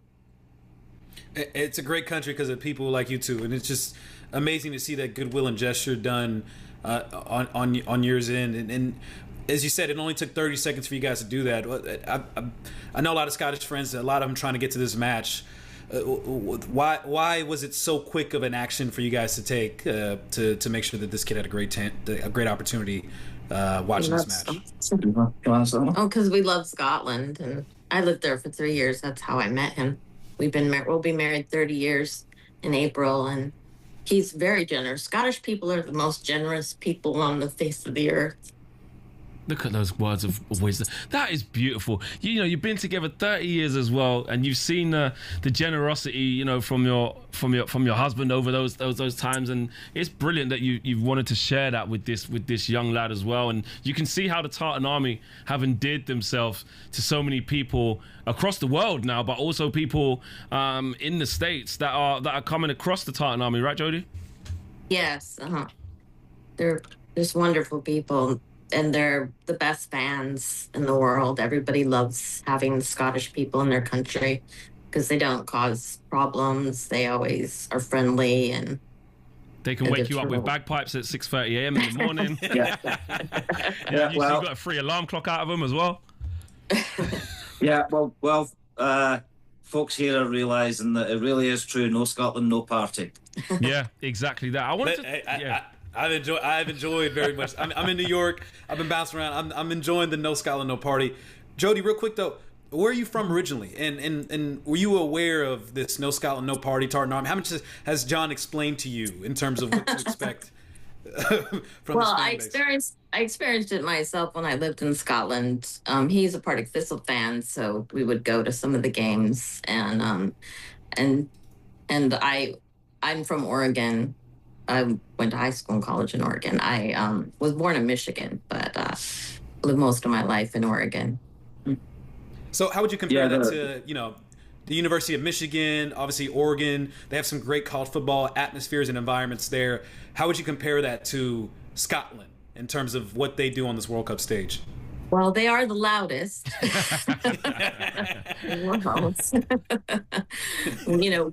We have some great fans in Oregon too, but Scotland definitely beats everybody as far as just their exuberance, excitement, love for the game, and just wanting to have fun and be the biggest, loudest fans in the world. What about for yourself, John? When you actually gave the ticket to the young lad and he understood that I'm actually going to this game, I've kind of been saved. What was that like? Was he crying? Did he give you a big hug? He was on the floor. He wasn't there. To be honest, we only spoke with his friend Greg that we met in the bar. Right. We didn't talk to the young lad because he was in Boston. So he's reached out and expressed his gratitude. Amazing. And then Greg put it on his Instagram, which we didn't expect, and then he started the GoFundMe, and it's just like we're completely blown away. Wow. By folks' reactions. That never ever crossed our mind. All we wanted to do was to say, hey, here's a kid that's come all this way, got scammed, how can we make it better? Yeah, exactly. And I think we need to use this as an opportunity to highlight just some of the risks with getting some of these tickets and these resale sites and, from maybe touts outside stadiums. It happens a lot here in the UK. I'm sure, we've seen the NBA finals being played at the moment. We've seen the ticket prices there. And I'm sure there's a similar situation with a lot of the big sports in America. What's the message that you'd have to some of the Tartan Army that are trying to get over here, John, to try and get tickets to see their beloved Scotland in a historic World Cup after the first win against Haiti, that are so desperate for tickets to basically try and avoid this situation happening to them? Yeah, much as I hate to say it, because I think they're ripping people off, the only safe way to get a ticket is off the FIFA site, or actually if you're standing next to somebody and you watch them transfer the ticket to you. Yeah, I see exactly what you mean. Yeah, because it is difficult, isn't it? Because you're seeing a decent price or something that may be in your price range and you're thinking, it's that old saying, if something sounds too good to be true, my mum always used to say, it usually is, right? Yeah. Situation, yes. Yeah. Exactly. Moving on to the game. Real quick. Yeah, go, Master, go. Flex over here taking over the whole show. I thought I couldn't hear you. I was like, where are you? I'm there. Real quick, I wanted to ask, though, as you guys said, in terms of the GoFundMe and just kind of blown away from the response, there's always that idea of karma. You put it out in the world and you get it back. What does this moment kind of symbolize for you guys? Because I saw, Jody, you were getting a bit emotional as you heard that story. And I was getting emotional, too, as you guys were sharing it again. Because, again, I'm an American as well. I love being from this country. And everything that's going wrong, whatever the case is, I keep trying to remind people there are so many good people here in this country, all across from the sea to shining sea. And obviously, the example and gesture you guys did is a microcosm of the 330 million people that sacrifice and do these things around communities all over this country. And so when you were able to receive it back and seeing it going viral like this, I know you guys weren't expecting it, but ultimately, what do you feel like has been learned from this whole experience in terms of the gesture you guys provided? Well, good karma breeds good karma. If if you're kind to people, people will be kind to you. Well, and definitely they started a GoFundMe page, which is amazing, and we're gonna take the money back for the ticket, but anything over that we're going to give to who? The kid Craig Ferguson that walked from California to Boston for Scottish mental health. Wow. So the GoFundMe's already got way more than we paid for our ticket. So all the extra we're given to Scottish mental health. That's incredible. Unbelievable. That is just to see what can continue come to from give this. back. Exactly. Continuing right? to give back. It's amazing to see in the spirit that you guys are providing, and obviously Scotland provided you guys an amazing opportunity as well, beating Haiti 1-0 in the first match of the World Cup. And what are the vibes like? What was that atmosphere like? What was the environment like? And how are the vibes right now amongst the Scottish fans? Oh, it was nuts. I mean, the game was great. I mean, we've been here for 28 years. The 98 qualifiers were the last time that Jody and I were at a Scotland game, and those were nuts. This was just bananas. It was completely great. And we're up in Marblehead because we're kind of making a vacation of the trip, and Marblehead's full of Scots fans, and you get the bars, and they're just taken over by people that are happy and making friends with the locals, and the folks here are happy to see us, and then yesterday Norwegians are starting to come into town for their game, so it's a great vibe. It's all starting to hot up, isn't it? I mean, John, have you seen the other story about the lads who have sort of been given somewhere to stay as well? There's some guys that are waking up people with bagpipes and stuff like that, which is incredible. It just goes to show just how big the Tartan Army actually is. And actually, also I wanted to ask you, what have you made of the extension of this World Cup? There's been a lot of sneering at it, from a lot of people beforehand, saying the World Cup's too big, there's too many games, etc., etc. Does this just highlight why it's so important to have a World Cup that's this big? Yeah, I mean, we've been watching in the barn, watching some of the games, and getting Cape Verde and Curacao and teams playing on this stage. It's huge for Scotland. First time, we've been here in 28 years. But for those countries that this is their first ever time, they wouldn't have had that chance with this. The only thing I'm going to say is it's a real shame it's in the US with this administration that's not letting folks come to the games. Yeah. The story about the Cape Verde goalkeeper, his mother couldn't come because she couldn't pay the price of the visa. There's just a ridiculous administration that they're spoiling it. The fans that are coming to the games, the people in this country that understand the game, wonderful. The administration is just they're what's causing the block and causing more folks not able to enjoy what's going on. You're absolutely right, John. But the thing is, as you mentioned, Jody, the American people are doing their best with the circumstances that we have. And how happy are you, or how proud are you to be an American and seeing the Algerians getting along with people in Lawrence, Kansas, and the Japanese fans in Dallas, and all of these amazing stories that you're seeing all across this country of fans coming in that, unfortunately those that didn't make it in, but those that have, being able to experience the true essence of the American people. Yeah, a lot of the comments online are about how the World Cup is bringing the world together and all the different nationalities getting along, and this is what everybody should be doing instead of all the fighting and things like that. Absolutely, I have to really agree with you there. We have to say, where can we get this GoFundMe? Where can we look at it? How can we help here? Because we're right here on the S Word. We want to do our bit as well. This is a show that goes out to so many on social media and online. We want to do our bit. How do we find it? Yeah, I think if you just if you search on GoFundMe for my name, John MacLean, it comes up. There's only one John MacLean. There's only one. There's only one John MacLean. one John MacLean. There's only one John MacLean. Before you guys leave us, please give us a quick prediction, John, and then Jody. How far are Scotland going to go? Are they going to go further than England? All the way. Scott's going all the way. Yeah, well, Jody's all in there. I did my bracket prediction, and I had Scotland beating Argentina in the final. Wow. Because Messi's too old.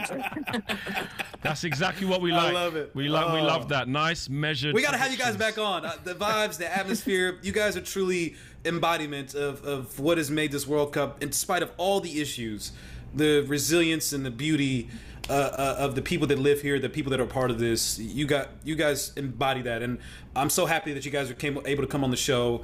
I've been an American trying to defend Americans, and despite all the stuff that's going on, obviously calling out all the wrong things going on as well. But I'm so happy for people like yourselves, because it truly displays the American essence of the people who we are, beyond all the politics, beyond all the nonsense.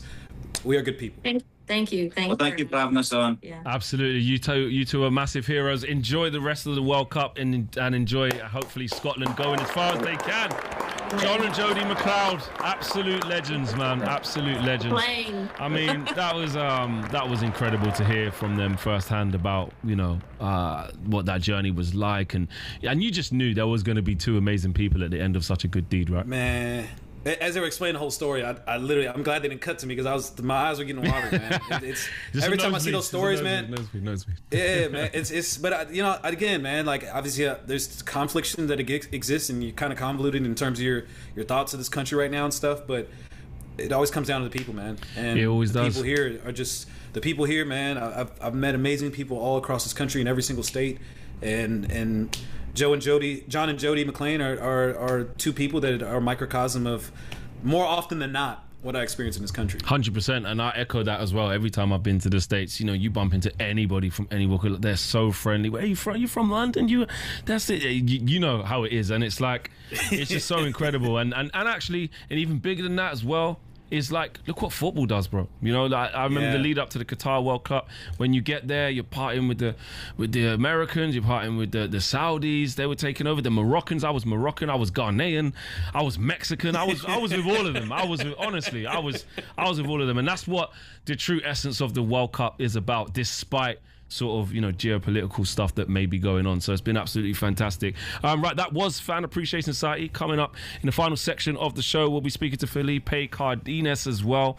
He's going to talk us through the Spanish perspective of the shocking 0-0 draw yesterday against Cape Verde. That's for sure. You are listening to the S Word right here, sponsored by Kelshi. Big name reaction from both sides of the pond. The S Word from talkSPORT.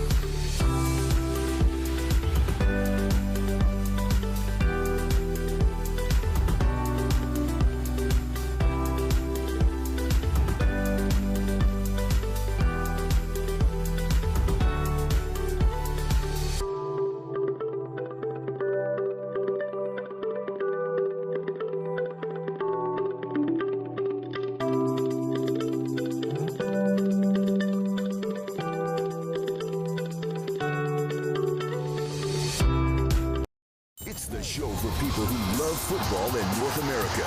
And I mean the proper kind, where you only use your feet. The S Word from talkSPORT. Welcome back to the S Word right here on talkSPORT, powered by and sponsored by Kalshi. It's been an incredible show. Good vibes, good energy, good tempo. With my main man alongside me, he's live from New York, Mr. Master Test Fast Station. How you doing, bro? You good? You keeping up? You keeping up with the energy? Or I'm keeping up. I'm keeping up your energy. I was about to say you was a little down and out with the Chalobah news. It seems like that's been official already, but it seems like Chalobah's coming in. Yeah, I mean, do you want a quick comment real quick before we bring Felipe on? Is it you cool with that or no? Do we need a statement from you? Or are we good? Well, you know what it is. What it is. In the words of what you say, it's time to stop moaning and back the players. Trevor Chalobah's on his way to the States. Probably won't play, and if he does, I'll back him all the way. That's it. I've learned from being on here. There's no point moaning. We need to get behind the boys. And actually, what I've learned by watching all these games is I just want England to play. I do have World Cup fever, fully locked in. All of the stuff from before of, this is taking too long, and what about this, and there's visas, and there's this, and there's that, and the ticket. I hear all of it, but now I am fully locked in for football. Yeah? For football. All right? And that is what's going to happen. So I just can't wait for us to play against Croatia, because it will be a tough game. Yeah, I don't care how old them guys are. Modric and Kovacic. I saw Kovacic come on from Man City the other day. I forgot he was even playing. I forgot he was even there. I was like, Kovacic is still in Man City. He was a Luis Paqueta replacement. They've been riding the pine since then. Exactly, man. So I was like, damn, I forgot he was even there. So, but listen, they can pass your head off. They can retain the ball really well, and they got some old heads in there. So I'm just looking forward to us and put all the noise aside. Don't pull a Spain though. That's all I'm gonna say. Don't pull a Spain. Nah, we'll be fine. We ain't not winning our first game. We'll win our first game. That's for sure. Might not be comfortably. Might not be a great optics, etc. But I believe we'll win. I believe we'll win. Right, we've covered a lot of Cape Verde side of things from last night's shocking result, but we haven't really taken a deep dive into the Spanish perspective. So I'm delighted to say that Felipe Cardenas, who was lucky enough to be at the game yesterday. Yeah. Crazy. He's joining the show. Hey, listen, he's one of our own. He is one of our own. He is at the Athletic, but also one of the correspondents here for the S Word. He's killing it. He's been in Chattanooga with the Spain national team. Now getting him in Atlanta, get his response. I'm excited to see his perspective. Exactly. We're welcoming him into the show right now because we got to get his takes on what happened. We have to understand where it went wrong for Spain and how they ended up in this position. Is he here? I do believe we have him. Maybe we will. We will. We do have him. There he is. I'm going to see him pop up anytime soon. He'll be going to be popping up. I'm not sure. Maybe the game was so bad he's still trying to work out what happened. Felipe, welcome to the show. I know you're a friend of the show as well. You're always on. How do you break this down from the Spanish side of things? We've spoken about Cape Verde. Is this just... It's one of those things. It happens. Saudi Arabia did it to Argentina. It's no big deal. Back to normal. Or is there something a little bit more to this? I mean, it really depends on where you want to start. Like, historically, remember Spain doesn't do like incredibly well at the start of tournaments. I mean, especially in World Cup history, if you go back over the last 20 years, like, yes, they won the World Cup in 2010. Remember, they started losing that tournament. And just historically, it's a team that sometimes underwhelms, like really until that 2010 to 2012 era, 2016. Before that, Spain was the team that arrived at World Cups and European Championships and underachieved. And so that is still, I think, the lingering part of their history. And that was some of the response from the Spanish national team press corps yesterday, thinking like, why are we surprised? Yes, this is a very good team, but we are Spain, and sometimes we set ourselves up for disappointment. But I think the one thing that I do want to say, and for all the viewers to know, is that Spain was not overconfident. Like, I was at their training session this week when they came to Atlanta. Remember, they're based in Chattanooga. They travel into Atlanta about 2 days before they play. They were training here. We spoke to players, and, Mikel Merino was asked. He said, one of the reporters from Spain said, there's not much to know. There isn't much to know about Cape Verde, is there? And his response was pretty stern, saying, you may not know much about them, but we know plenty about them. We've spent hours watching them on video. They knew what to expect. They knew it was going to be a completely low block type of team that they were going to have to really work through to break down. And so I think in that sense, Was it a surprising result? 100%. I was expecting a comfortable win for Spain, but when I was walking into the stadium and I saw the energy from the Cape Verde fans, I was like, okay, like they maybe they believe in something that we don't. So I think the takeaway right now is that Spain, yes, disappointed. I think Lamine Jamal, had he been fit and ready to go from the first minute, it is a completely different game in my opinion. But right now we're talking about a historic draw between these two teams. Yeah, Felipe, the Cape Verdean chant, the ooh, ooh, ooh, ooh, I've seen it all across social media. It's stuck in my head. It's so catchy. I hope it catches on here in the United States because they were definitely bringing the energy. But on the Spanish side, as you mentioned, we have seen, whatever the controversy, the hydration breaks and whatever people have thought about it, we have clearly seen some coaches take advantage of that. And we've seen momentum shifts happening with some of these hydration breaks over the last couple of days, starting with Brazil, Morocco. Even without Lamine Yamal, even without Nico Williams, I thought I was a bit disappointed that Luis de la Fuente wasn't able to maximize and make the most of those hydration breaks and have those momentum shifting moments. Is there a bit of concern with Luis de la Fuente, who was coming out saying, how this is the best squad in the tournament, was talking a big game, even though if the overconfidence didn't exist with the players, it feels like the microscope right now is on him. It is. I mean, I was in the post-match press conference with Luis de la Fuente, and no reporters that weren't part of the Spanish press corps got a question, so that was interesting. But they were, I think the one thing I'm taking away also is that the Spanish press is somewhat. I don't know. I think they're respectable. Like they throw their darts, but they're not really that aggressive. But yes, I think all the questioning yesterday was geared towards, was your setup the right approach? Were you prepared for that low block? Why didn't you bring on Iñaki Williams earlier? Could Lamine Jamal have gone before? When he came on, he played about 30 minutes. And his response was like, he understood. He's like, yes, we know those players are very good in 1v1 situations, because obviously anyone that watches football, when you play against a low block, the only way to break that is to have 1v1 dribblers. And they didn't have any of those types of players to start the match. And that was something that he had to respond to. And I think his status was that, like, the team that we put out there is one of the best teams in the world. And he kept pointing to that Spain are the European champions. He even said, don't let anyone forget that. We have not lost in 32 matches. I agree. That is not something to just throw to the side. But they looked like a very tentative team in those first 70 minutes, in my opinion. I think they were playing on thinking that their margin for error was so thin against Cape Verde, because there was a lot of concern, I think, from the Spanish back line, that midfield, that they could get caught in a transition moment. So you could see that there was a lot of stress with every touch. They really fell into a script of how they were trying to move that back line, that at times Cape Verde had 6 people back there, 6 defenders as part of that low block, and they just never broke down. They were bending a little bit at the end, but they never broke. And so I think Luis de la Fuente, you'll see in this next game against Saudi Arabia, I guarantee he's going to have more attackers out there. He has to have the dribblers. And again, Lamine Jamal, I think when you saw him, the difference that he made in just the few touches that he had, immediately Spain was a completely different team. And Cape Verde had to go out there with 3 players at times just to patrol him, and he was still finding ways to get by 1 or 2 of them and then releasing a teammate. So I think Spain is going to be fine. I think they were just like really humbled yesterday, and the low block really did frustrate them. Yeah, we could see that. I mean, I wanted to ask from your perspective, you were up there in the press box, right? At what point did it occur to you that, hold on a minute, this keeper's not just having a good 10 minutes. This isn't just a decent spell. This is maybe something bigger here. Because, listen, I don't know if you do this. Before the game, I said Cape Verde is going to lose 8-0. Okay, I said it, right? It's done. All right? You're admitting it. Yeah. Oh, gosh, I've had to do 2 apology videos since. Like, I've really held it for doing that, right? And I've learnt my lesson.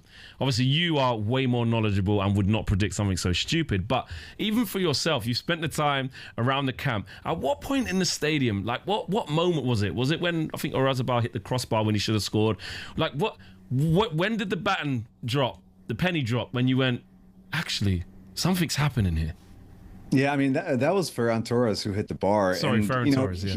Yeah, I mean, Ferran Torres is another player that we spoke to this week, and he was another player that was pumping the brakes, really letting the press know, like, we are not going into that game thinking that we have this game won. And I thought he was one of the players that really struggled to break through, to get off of his mark, and then he had that chance, that crash off the bar. the 40-year-old goalkeeper, Valsinha. I mean, I think when I realized that this guy was going to be the story of not just of this game, but throughout the tournament, I was at one point when Marco Cucurella had a header that I think he tried to head down back across the 6-yard box, and he just mishit it, and it went right to Valsinha. And what he did, instead of grabbing it and falling onto the ground, he tapped it to himself and let it sit in front of him for a second. And I was like, this guy is insane in the best possible way. He has become a character and a personality, and he's so soft-spoken, so professional, when he was speaking to the press. But that tells you that of all the players on that squad, and perhaps of all the players that we didn't know about going into this game, suddenly we knew that this was a goalkeeper that understands how to play international football. He's been in it a long time, and he was going to be the man at the end of the day to keep that point, on their side. And he really came up big. The saves were saves that I think, we could see any goalkeeper making, but you've got to be in the right position. Your reflexes have to be on point, and you have to be able to do that consistently. And so I think that's the takeaway from Cape Verde. They were so consistent. And in the end, Spain, it felt like 801 passes, I think, that they completed, 74% possession, and they were running out of ideas at the end of that game. And again, I'm sitting in the press box at the end, and I was like, Spain might lose this game. Like, there was a moment that felt like a Hollywood moment when Cape Verde broke on a transition, and just a poor decision on that transition that I think they could have gotten something out of it and really, truly shocked the world.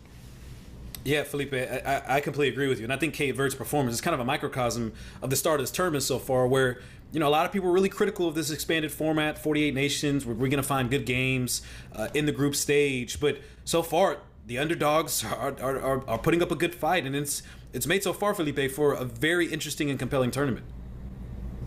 I agree. I think, I was one of those people, I admitted this yesterday too, and I saw the draw and I saw the games that were coming to Atlanta. I'm based in Atlanta. I was not impressed. I honestly felt like Atlanta, other than getting some knockout games and obviously a huge semifinal, the group stage was something that was very underwhelming. Yes, you're getting Spain, you're getting the European champions twice, but not very good matchups. And I walked out of there with my foot in my mouth, thinking like that was something to really take in. I was emotional at one point watching it. I was sitting in the press, the post-match press area, waiting for Luis de la Fuente, and they had a big screen in there, and it was just shots from outside the stadium, and just the congregation of Cape Verde fans. There's a child on somebody's shoulders, just like bopping up and down with a flag, and like I was watching that, like this is incredible. This is the World Cup, and I agree. I'm not a fan of the expanded format. I think the Germany-Curacao match is one of those where you look at that like, was that really necessary? And then you think, well, I remember Germany beating Brazil 7-1, so maybe we can't be too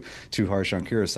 But I think this is that type of story. Like, there are teams that can compete, and the World Cup is just a completely different animal. The best teams in the world sometimes come out here, and the spotlight can be pretty bright. I thought Spain looked a little nervous, looked like this was their first step onto the big stage as European champions, and they were a bit tentative. That's why I'm really interested to see how Argentina handles this tonight in their first match. A veteran team, a World Cup winning team.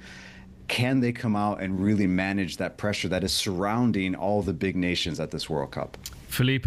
Real quick, Flex, I got to give you the stat real quick. Go for the USA has 3 points. South America so far in the tournament only has 2. So oh my gosh, such a bad start. Such a bad start for Como, man. I'm just saying. Can someone just remind you, this is one game, okay? That's it's true. One game. That's I'm bringing up. I gotta bring it up while I can. You do. Felipe, appreciate you, man. Absolutely, Felipe. Thank you very much for your insight. Thank you very much for sharing your experiences from yesterday. I'm sure Spain will be fine. Felipe Cardenas there, a friend of the show. It's absolutely you never know. Incredible. That's the part of the world. You never know. Even he said I left with my foot in my mouth, saying like, I was a bit worried about these games. See, people are doing it. They're like, nah, man, it's too many games, this, that, and the other. But hey, it's been incredible. It's been incredible so far. Right, that's all from us today on the S Word. It's been a fantastic show with myself, Flex. Thanks for coming in, man. Really appreciate you, man. You held it down. Been an incredible 2 hours hanging out with you, man. 100%. It's been absolutely brilliant. We'll be back at the same time tomorrow with plenty more where this came from. Don't forget, you can follow us on the socials at talkSPORT S word. Make sure you guys are following that and hit up, and when he says crazy stuff, just get at him. Will's going to be back soon as well. He says crazy stuff all the time. Get after We love it, America. America versus the world. Bring it. Just bring it. Like The Rock. You are watching the S Just word. bring it. Sponsored by Kelshi. See you later, guys. From the touchline to the terraces, talkSPORT presents the S Word.